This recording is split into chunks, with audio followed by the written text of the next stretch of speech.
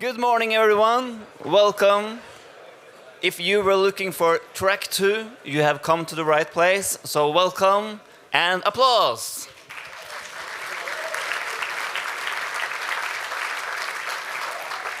First, a big thank you to our hosting partner XPLR and also for hosting tonight's party at the Blitz Club. If you would like more information about that, check your swap card. And with that, I'll just leave the stage to Martin Liss. Thank you very much. Hello, good morning, everyone. Thanks, Remy. You all people that don't want to see LNK. That's great. Thank you. Thanks for coming. Thanks for taking the effort to finding track 2. Well hidden, but we're going to do everything we can to make it worth your while. My name is Liss, Martin Liss. This topic is new strategies, new mechanisms to reach new audiences. 3 topics in one, 5 people on the stage, 40 minutes of time. This will be a tough one, but it'll be good. It'll be nice and neat. So before we get started, thank you all for coming. There will be time to answer questions at the end of the session, but because we're 5 panelists with a lot of things to tell you, we will not take questions during the speaking, but at the end. So if you have questions, make sure to keep them in the back of your head, and I'll be asking them when we're nearing the end. So without further ado, welcome to Radiodays Europe 2024. And I'm not going to announce who is on the stage, but I've asked the folks to introduce themselves, even though you probably know most of them already. And we're going to use the time for them to introduce themselves by asking the first questions already, which is, please introduce yourself, and then say what is the biggest change and challenge in the radio industry that you've seen, and what's your best hands-on answer to that change that you have come across so far. So we're not wasting any time, are we? Ladies first, of course. I'm old school when it comes to that. Cilla Benkö from Sweden. Welcome, and what do you say? Thank you, and now you already introduced me, actually. So my name is Cilla. I'm the Director General since almost 12 years back of the Swedish radio. I'm happy I started at the sports department because we need to speak fast if you want to cover all your questions. The biggest challenge, I think everybody's going to say AI, so I'm not going to say AI. I think the biggest challenge for everybody in this room is to realize that they have a crown jewel to take care of and nourish, and that is linear radio. Because it's proven that linear radio, someone told me 10 years back that I'm on a sinking ship. We're going to lose 40% of our linear radio listeners due to the competition of video, of social media, of podcast, you name it. That's not true. Linear radio is thriving, at least in Sweden. But if you don't realize that it is in a totally different competition today, then you're going to be dead meat.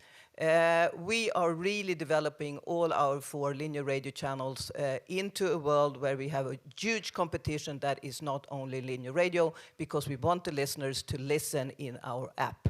And in the app, you're competing with everybody. In a traditional radio receiver, you are competing with maybe some other radio stations. So that's a totally different story. You have to develop it. You have to develop it thoroughly. But if you do, it do survive. And it is a huge addition to your podcast. Of course, you have to have the best podcasts in the world, because that's needed. On demand is really needed. But don't forget that linear radio is something completely different than newspaper reading or broadcast television.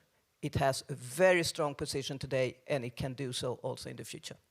Thank you, Cilla. Emmanuel, what's the biggest challenge that you're seeing, and how do you handle it? So hello everyone, so I'm Emmanuel Bon, I'm from Radio France, been there for a year. Before that, lots of commercial radio broadcasting, so kind of both worlds. Charles is just enough for shortening the questions.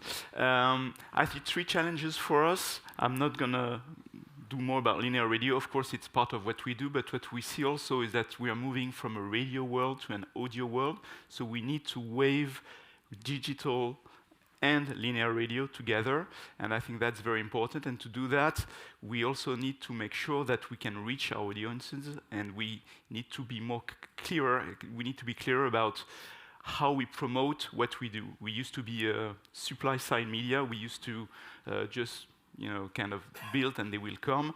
We need to make more choices about what we want to emerge because the clutter, as you say, is huge. So we need to focus on few shows that we can really bring through the barrier and bring audio.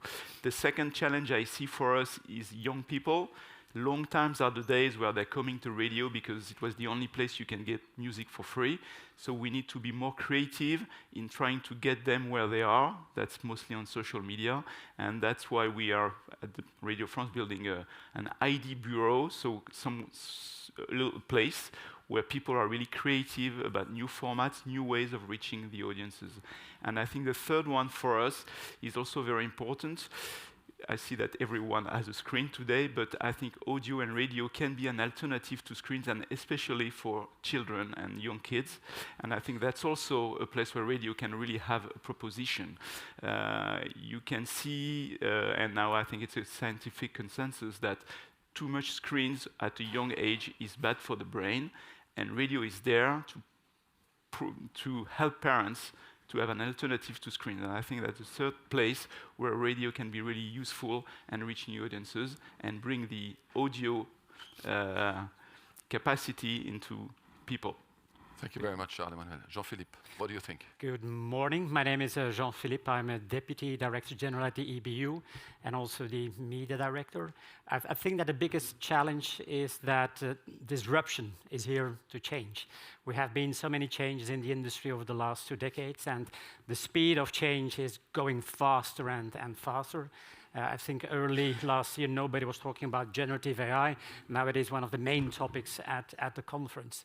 But the good thing is that we have learned from the past. I do see that all of your organizations, our organizations, have changed, and we have adapted to transformation. So we're much better skilled, to embrace change and use that for the benefit of bringing our excellent content to a broad range of audiences.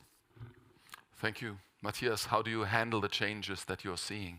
Okay, the challenge, I think the most important challenge is that you have to transform a radio station, a traditional radio station, with one program to an audio brand with 40, 60, 100 programs, linear, non-linear, connected, as a single brand. Like a podcast is more or less a single brand that has to survive on platforms beside your own applications. You need new marketing structure, you need new structures in your editorial departments, you need new technology. You need a data strategy. You need, from the consumption side, connected audio-centric apps and website skills, something like that. And it's not possible to do only one of these parts. You have to do it together. And this leads to the questions, do you have a strategy for that? And this is, for me, the most important thing. Develop a strategy that fits to your station, to your company, to the strength you have, to the weaknesses you have. It's not the best idea to copy a strategy and say, I want to be like Spotify, or I want to be like my bigger competitor, or things like that. So I think this is the most complicated one, because most of us are doing this for the first time. And you can't copy things. You can be inspired by things, but it's all about this here. This conference is talking to other people, getting to know how they've solved the same problem you have, and find your way. Matthias is from REGIOCAST, which is one of the big owners of commercial stations. So there's another layer in there as well, of course, for everybody, which is money. You have to do all this with not necessarily more money, but with more or less the same or less. You have to do more with less resources, and you have to build your strategy and your structure knowing this. You can't hope that you will make in 5 or 6 years, you will get the break even for a structure that is based on traditional radio. Yeah. You have to find new structures, and you have to be more efficient. More efficient. Yeah. Guy, what do you think about that? Guy's from ANTENNE, rock brand here in Germany, commercial as well. So how do you handle the change that's coming, and what do you see? Well, it's easy to be the last one because I can say I just agree. No, Yes. I agree, and I think especially what Matthias said is very important, that you need a strategy, because the thing is this. We're celebrating now 40 years of private radio, also in Bavaria. First 25 years we were alone, maybe almost 30 years. Now there's change coming. There's more offers for the audience, for the listeners, and I think we need to appreciate and we need to identify, like Matthias said, who is the target group, and we need to focus on them. We used to serve everybody, but now we need to, which of course at Rock Antenne is a little bit easier, we focus on one target group and say, okay, this is we need a strategy, we need a straight brand management, we're building a community that we want to attach closely to the radio station so that we're one. It's one family. Okay. Cilla, you wanted to add something? Yeah, since you brought up the subject of money, unfortunately. I mean, we're at the moment cutting 180 positions at the Swedish radio, and what I was trying to say is that you can't take these 180 positions from what you traditionally have done, because then you're going to fail, because our core business is still thriving, which is not the case if you are in the newspaper industry or if you are a broadcaster when it comes to television. So the trick is to do both. You have to develop new formats, you have to be on new platforms, you have to be innovative, and at the same time you have to have money left to do your core business, which is the content for your linear radio stations. And the only way of doing that is to actually take away the budgets from your management and make them understand that you have one pile of money in the company, and that you don't care as the top executive if a person is working in the northern part of Sweden or in the southern part of Sweden or for the culture department or for the sports department. The best person is doing the job that is going to be needed. If you have your money locked into silos, you're definitely going to fail. So not locking money into silos. I mean, we have to talk about money. It's a reality. I'm not necessarily... Martin. It's not my fault that there is money in the world. Yet. But I mean, it all comes down to things like that. I mean, how do you face that challenge? Because in Germany and probably in Europe, radio is still doing all right financially. But how do you craft that so that everybody knows there's only one pile of money, and also that the people need to change? Because changing technology is easy, isn't it? How do you make sure people follow? Who wants to answer that? Well, you can actually see that especially being creative is not expensive. And that most of our new competition, especially on social media, is done by people being 1 or 2 person teams, doing very cheap stuff, but very creative, very innovative. And so I think it's to make sure that innovation is at the heart of the company, and that innovation is not linked to money. It's especially for public service, it used to be that you have to spend to be creative. Actually, you don't. And what we see from our new competition, especially on social media, is that those guys are doing 1, 2, 3, 4 videos a day, very creative, very innovative, and they don't do that with huge studios and screens, etc. They do it with very light production. Can I just follow up on that? How do you make them do that? Because were there people who did other things before, or are they new people that just have another way of working? What we did is that we are bringing aboard 1, 2 persons that are really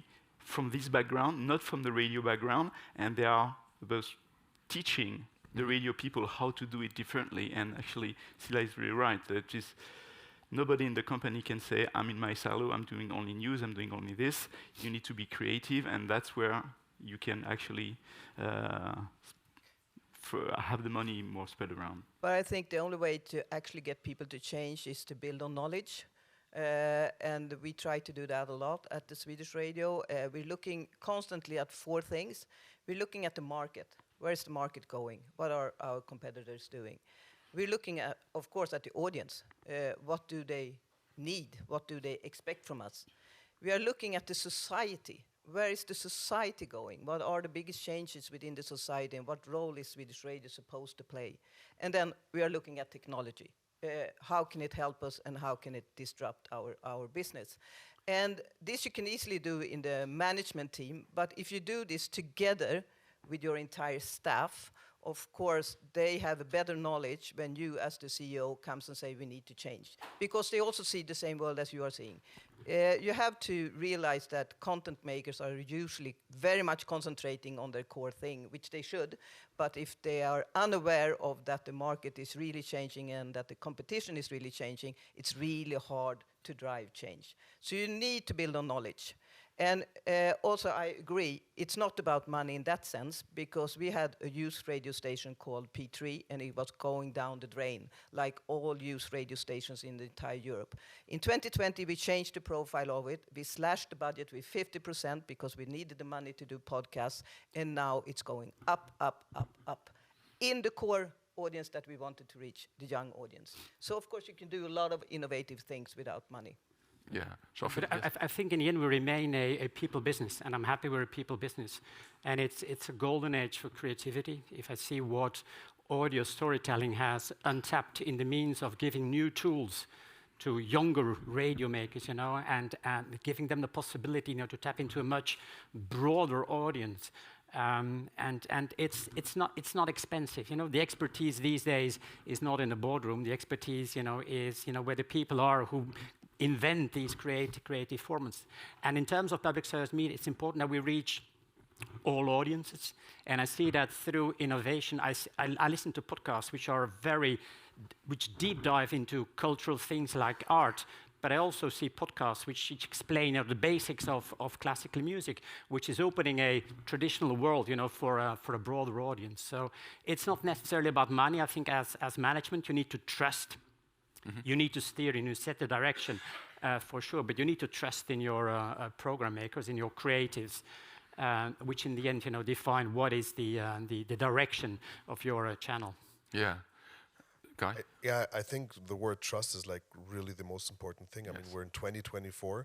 We have staffs. We need to infect them with the vision of our product, where we want it to go. We set the boundaries on the highway, but just let them run on the highway. Don't tell them left lane, right lane. They are creative, and they know what they're doing.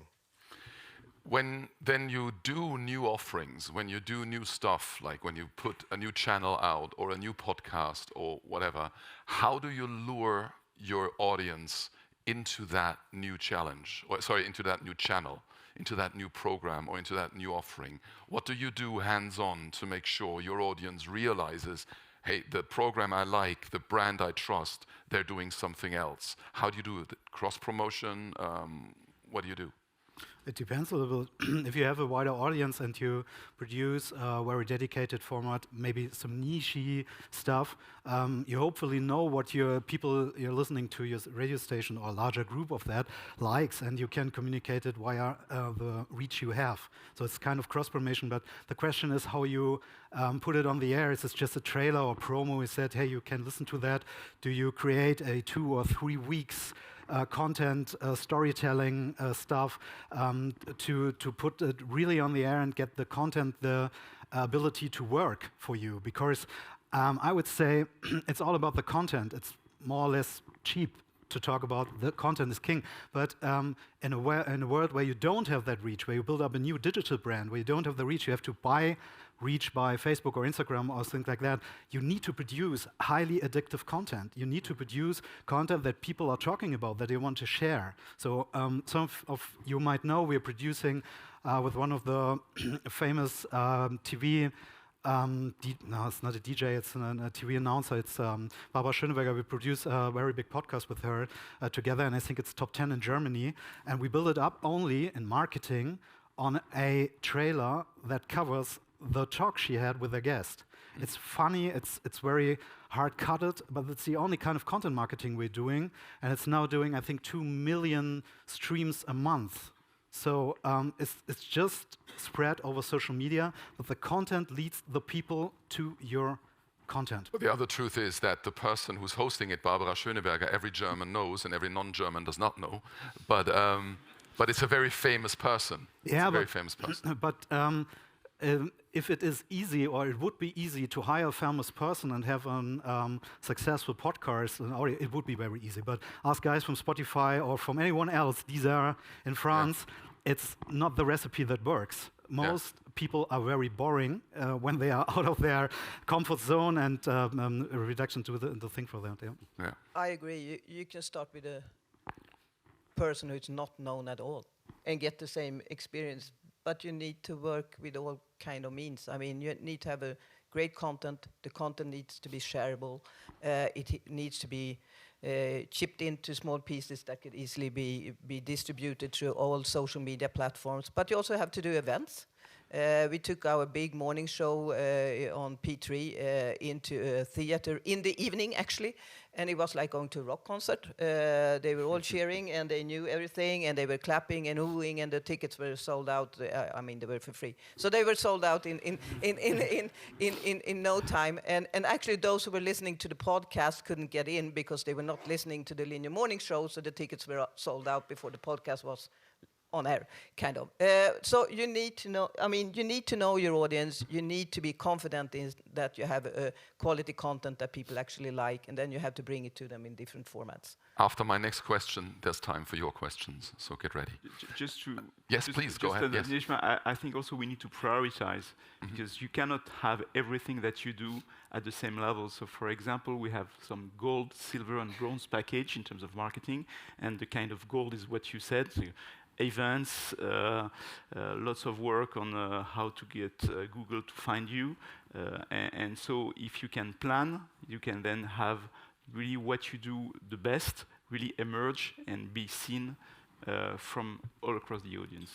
I want to dig into, yes, Jean-Philippe? Just to add, I think that the boundaries between audio and video have vanished. Yes. Because if young people today, if they want to tell a story, they just pick a platform, they pick a number of platforms and tell the story they want to tell. And then you get a lot of cross-promotion, because in the past you had your platform and your brand and you promoted on that specific channel.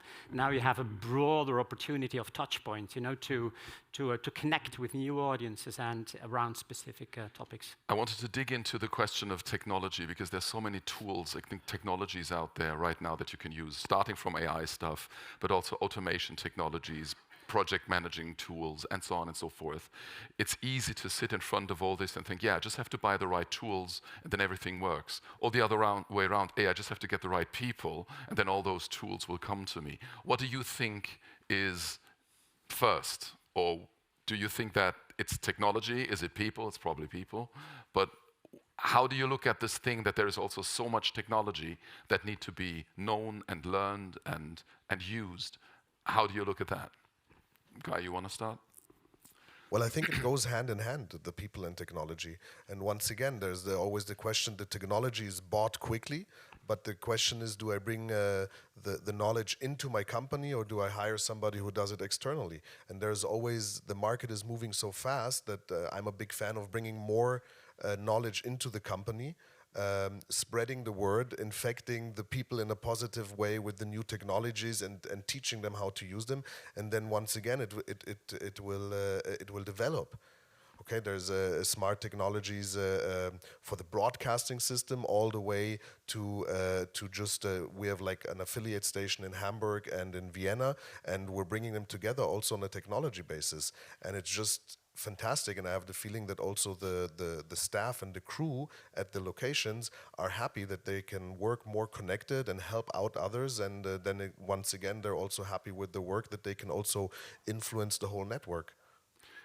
My gut feeling is that there is no blueprint. Like Matthias said, no one of us has ever done this before, so we kind of have to manage our way around it and get it going.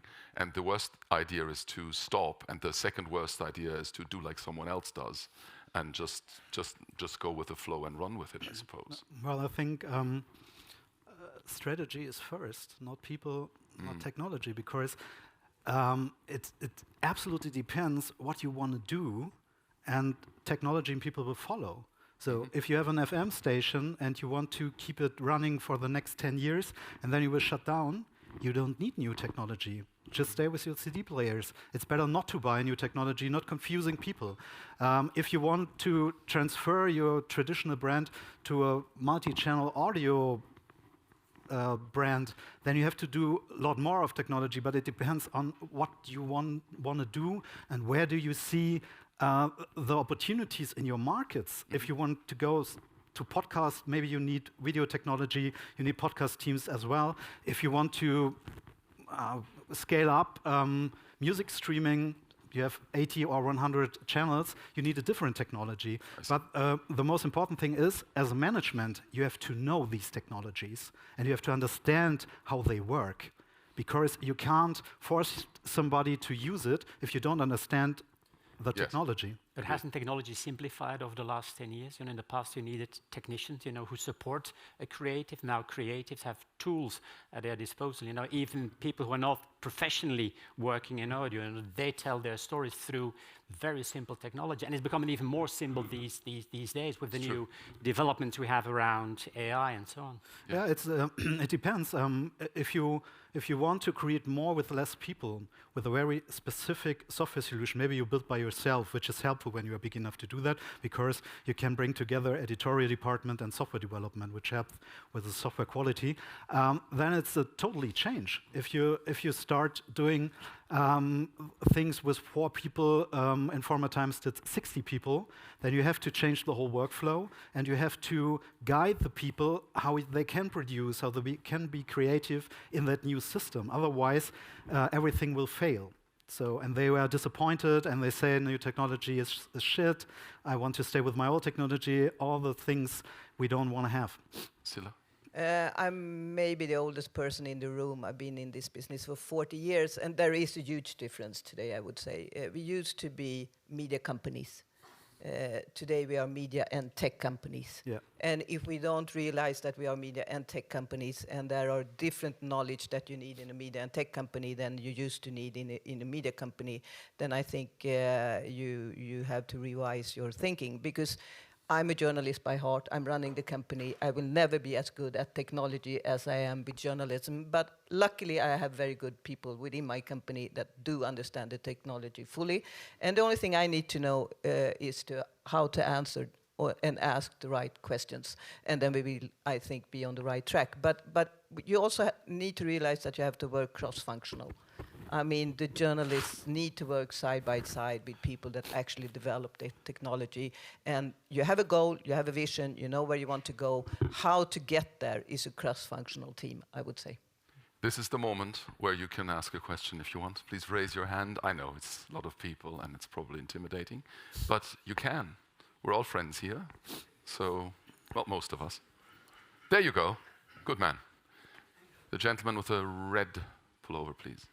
Could you state where you're from, please? Yes, hello, I'm Rune Håkonsen from the Norwegian Broadcasting Corporation, and you guys were entering into the topics of events and branching out the brand into different formats. And I would like to listen a little bit more to your best experiences. What are the cases for success when doing events and making a brand live on in different ways than we used to? How much time do you have? The easy answer is to look outside the box. I think the most common events is to bring your stars, your best presenters, the DJs onto the stage. We bring our foreign correspondents. And we bring them out in the countryside. And we do a collaboration with our local radio stations and a local theater. And it fills the room to the sky. They are so famous, they are so well thought for, they get so many interesting questions, and that builds our brand as well. So, I mean, look at what you have, look at what you're proud of, and bring it out, and definitely bring it outside of the big cities. That's my advice. Yeah, and don't forget to make it really work on digital, because there are some people in the room, but there are much more outside of the room, and so it's really important, especially to clear the rights if you have some musicians, because then you can use it and really make your brand really shine. Guy, you want to add something? Yeah, for the events, it's our strategy to not be the event, but to be the connector also in the event. Like, for example, as a rock station, we have 2/3 male listeners. So we started doing motorcycle events that are like matching, but we're not the event. We're bringing partners together. We're bringing the community. We're barbecuing. We're just having a good time. And this is something that the audience loves, to be on one level with the radio station and the hosts and the music and everybody.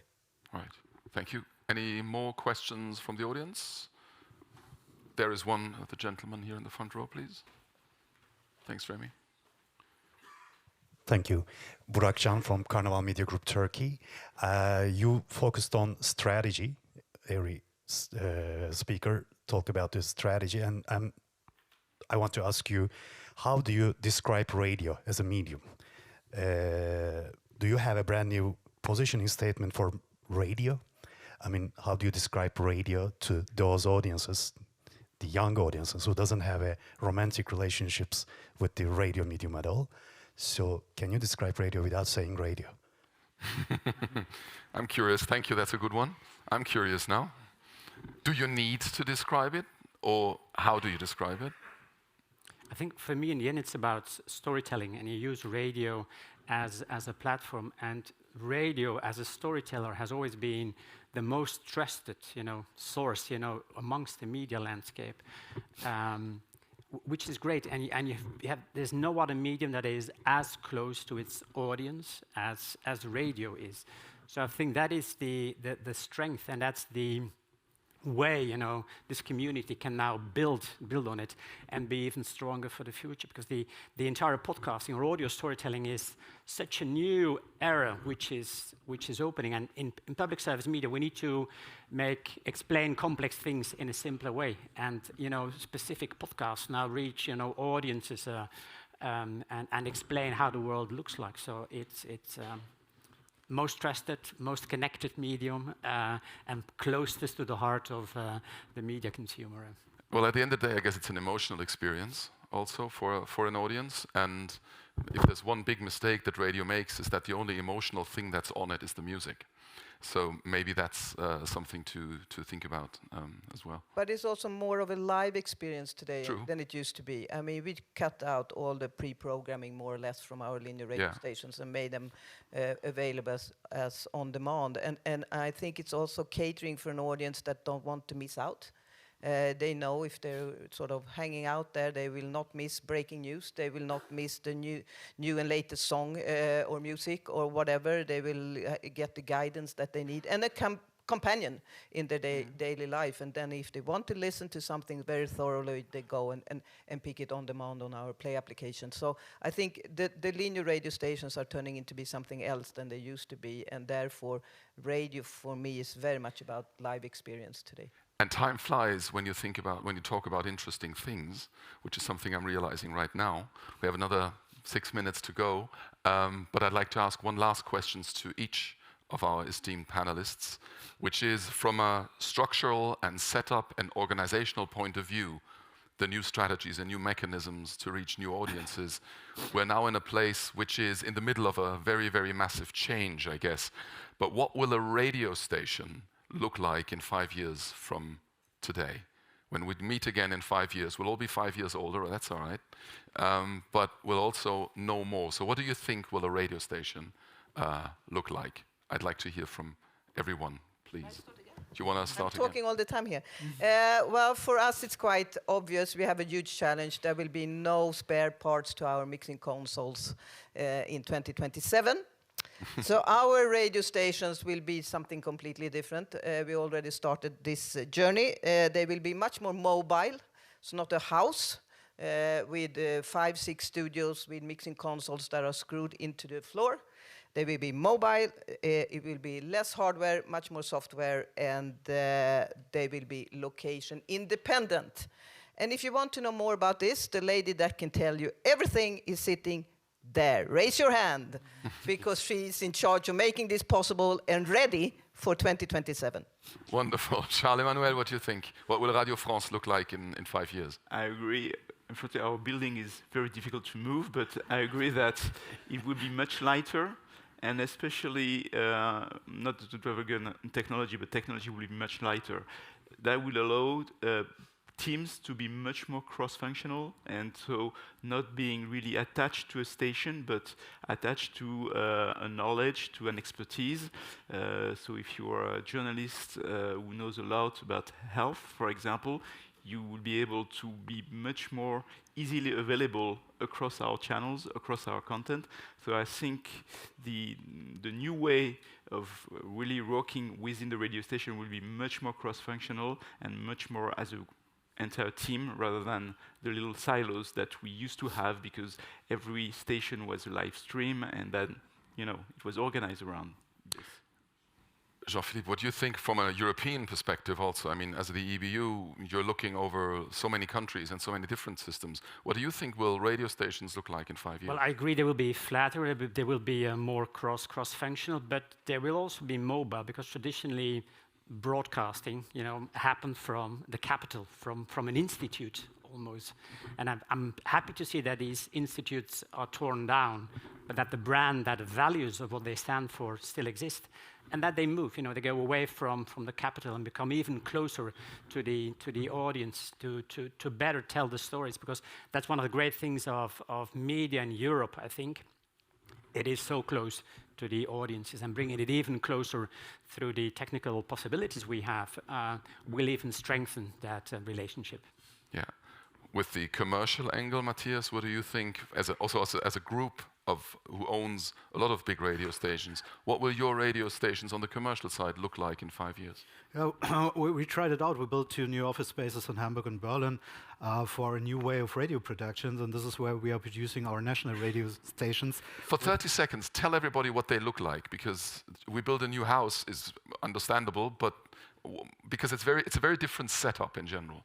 Yeah, we came up with this new work stuff in, I think, 2014 or 15, which was very early, and we built on 400 square meters, which is not so big. Radio production booths with, I think, 2.4 square meters size, but very cozy. Yeah. And but we have a large kitchen there where we cook together, and for Scandinavians, nothing new. But it's if you come to a traditional German radio stations, it's 3,000 square meters. You have a very big office from the CEO on the top floor, and it's all about that kind of power demonstration. And at our places, it's more like collaboration and bringing people together, thinking about all the things you have to deal with post-pandemic, is how do you get people to love to come into the office?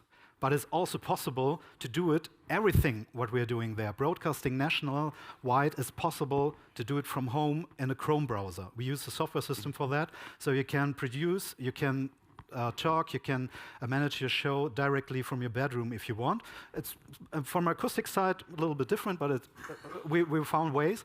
But if there's not an institution anymore, it's about where's the place where people who are like-minded come together and want to work together on a subject or on a task, and the brand or the platform brings all these people together just across Germany, or just even we have the morning DJ of 80s, one of our 80s radio stations nationwide in Germany.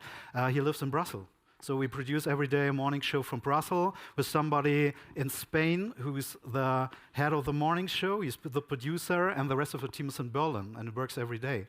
So and we come together in Berlin, have dinner there and team meetings. Then he comes from Brussels, flies over.